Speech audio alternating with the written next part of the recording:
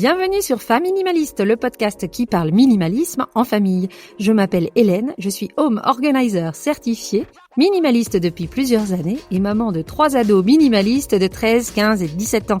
Sur ce podcast, je partage avec vous méthodes, astuces et réflexions pour vivre une vie concentrée sur l'essentiel et débarrassée du superflu. J'espère que tout cela vous sera utile pour vous alléger la vie au quotidien. Si vous avez besoin d'un petit peu plus de soutien, allez sur mon site femminimaliste.com, le lien est en description. Vous y trouverez plein de ressources gratuites à télécharger et toutes les informations sur mon programme d'accompagnement au tri en groupe, 8 semaines pour tout trier. Attention, la prochaine volée part le 17 janvier 2026. Vous pouvez d'ores et déjà vous y inscrire, les places sont limitées. Dans l'épisode d'aujourd'hui, on va parler d'un sujet hyper concret, les objets qui rentrent dans la maison et comment les gérer pour que notre espace reste léger, organisé et agréable à vivre en famille. Allez, c'est parti pour l'épisode du jour. Soyons honnêtes, on a du mal à contrôler tout ce qui rentre dans la maison.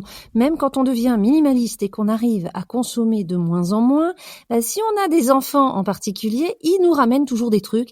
Et puis même nous, quand on revient d'un magasin et qu'on a dû acheter un sac en plus parce qu'on n'était pas très bien organisé et qu'on a oublié nos sacs, ou qu'on revient d'une formation, d'un séminaire avec tout un tas de t-shirts, de bobs, de stylos ou autres outils promotionnels en tout genre, les objets, ils rentrent beaucoup plus vite qu'ils ne sortent. Alors surtout si on a fait un grand tri, un grand désencombrement et qu'on n'a pas envie de se faire envahir à nouveau, il faut rester vigilant.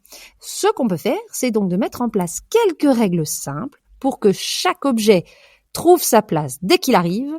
La première règle est très simple. Quand un objet rentre dans la maison, on trouve sa place tout de suite. Par place, j'entends la vraie place où il va rester, pas juste un coin temporaire ou le dessus de la table de la cuisine. Cette place, ça peut très bien être le tiroir, l'étagère, le placard, mais aussi la poubelle. Ce paquet de bonbons ramené d'un anniversaire qu'on sait que personne ne mangera, parce que c'est que des trucs à la noix de coco qui restent au fond du sac, ça dégage tout de suite. Le sac en papier qu'on a justement ramené des courses parce qu'on a oublié le nôtre, on le recycle tout de suite. Je vous promets, on a déjà assez de sacs de courses chez nous. Le bout de bois ramené par l'enfant et qu'on a porté le reste de la balade, il peut retourner à la nature, dans le jardin. Un autre endroit où ça peut finir tout de suite, c'est aussi le sac de dons, si on se rend compte qu'on n'a pas vraiment besoin de ce qu'on a ramené ou de ce qu'on nous a refourgué. L'idée, en fait, c'est de ne pas laisser l'objet flotter dans la maison. Plus un objet reste sans place, plus il a de chances de créer du désordre, d'être oublié ou de s'accumuler dans nos fameux points chauds.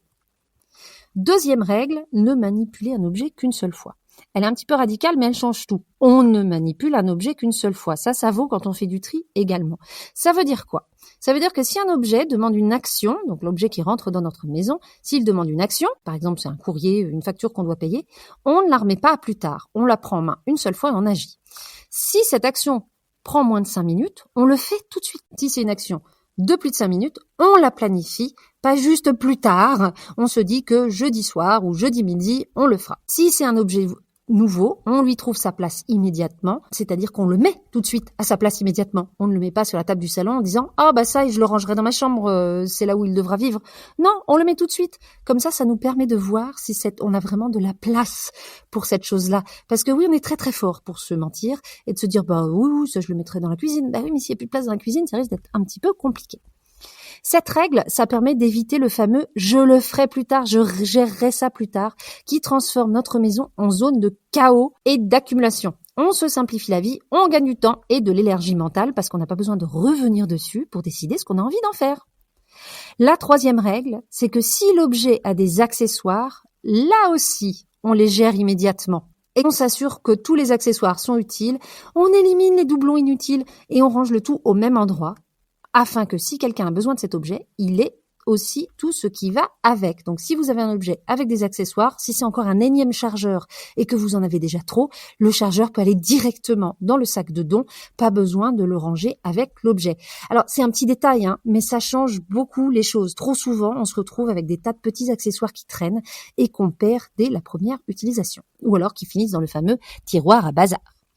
Quatrième règle, tout le monde doit savoir où est l'objet. Dans une famille, chacun utilise des objets, on a nos objets à nous, mais on a aussi des objets communs. Les ustensiles de cuisine, les outils, les jeux, les fournitures scolaires peuvent être utilisés par plusieurs enfants. Donc si un objet a une place définie, faut la montrer à tous ceux qui sont amenés à l'utiliser. Pourquoi ? Parce que sinon l'objet sera toujours introuvable et on passera notre temps à entendre « Maman, tu l'as mis où ça ?»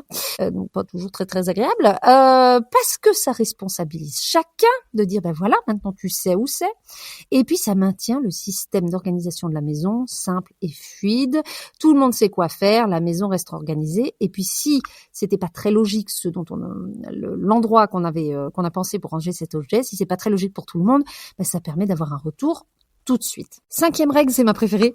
La règle du 1 pour 3 ou 1 pour 1. Ça dépend de quoi on parle, mais c'est une astuce très concrète pour éviter l'accumulation. Quand un objet rentre dans la maison, 3 doivent en sortir. Alors oui, je sais, ça peut sembler radical, mais c'est une méthode qui fonctionne particulièrement pour plein d'objets, pour pas se laisser réencombrer. Et c'est pas si difficile que ça, parce qu'on fait rentrer des choses par effraction tous les jours, ou presque, si on a des enfants. Alors, je dis 1 pour 3 quand on parle de vêtements, à moins que vous soyez en phase de désencombrement. Si vous pensez que vous avez encore beaucoup trop de vêtements dans votre garde-robe, si vous en achetez un, virez-en 3. Mais si on est en phase de maintenance, on va dire, 1 pour les vêtements, ça suffit. Donc, j'achète un nouveau t-shirt, je en fais sortir ou un autre t-shirt, ou un pantalon, ou une jupe, on s'en fiche, vêtement pour vêtement. Je reçois un jouet ou un livre, je fais sortir 3 objets inutilisés ou cassés. Pour les objets, moi je suis un petit peu moins stricte, je dis pas si je fais rentrer un livre, il faut que je sorte 3 livres. Si je fais rentrer un livre, je dois quand même faire sortir 3 objets abîmés, qui ne convient plus, à donner. L'idée, c'est pas de faire le ménage ou ce tri par obligation, mais de créer un flux équilibré. Tout ce qui rentre est compensé par ce qui sort pour éviter que la maison ne sature. Donc voilà pour les règles. On peut se demander pourquoi être aussi rigoureux avec les objets. Parce que ces règles, elles permettent de faire plusieurs choses. Déjà, elles réduisent notre stress et notre charge mentale. On n'a plus besoin de chercher ce qu'on a, ni de se demander où ranger les choses. On se le demande une fois, quoi. Ça encourage la prise de décision consciente. On réfléchit avant d'acheter ou de garder quand on sait qu'une fois à la maison, on va devoir se débarrasser de plusieurs choses et trouver l'espace exact où ranger ce qu'on a dans les mains. Ça permet aussi à la famille de fonctionner ensemble. Chacun sait où trouver ce dont on a besoin. On sait quoi faire avec l'objet. Et enfin, ça évite l'accumulation. Alors voilà un petit résumé pratique de tous les conseils que je vous ai donnés. Tout objet qui rentre doit avoir sa place. On ne manipule un objet qu'une seule fois. On gère tout de suite les accessoires. Tout le monde connaît la place des objets. Et un objet qui rentre, 3 qui sortent, un vêtement qui rentre, 1 qui sort. Avec ces règles simples, vous verrez que la maison devient plus légère petit à petit. Alors voilà, c'était nos petites règles pour gérer les objets qui rentrent. Pas de grands discours théoriques, juste des actions simples et concrètes qu'on peut appliquer immédiatement en famille.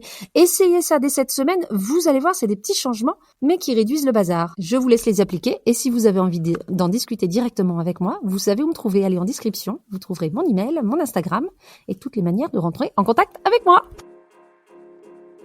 Et voilà pour l'épisode du jour, j'espère qu'il vous aura plu. Si c'est le cas, vous pouvez le partager, le commenter, mettre des cœurs et des étoiles. C'est la meilleure manière de me soutenir dans mon travail. Et si vous voulez aller un petit peu plus loin dans le désencombrement ou le minimalisme, allez sur faminimaliste.com ou retrouvez-moi sur Instagram. Vous pourrez télécharger toutes les ressources gratuites, me poser des questions sur le programme ou tout simplement me partager votre expérience du tri et du minimalisme. Alors à très bientôt. En attendant, n'oubliez pas, vivre avec moins, c'est vivre avec mieux.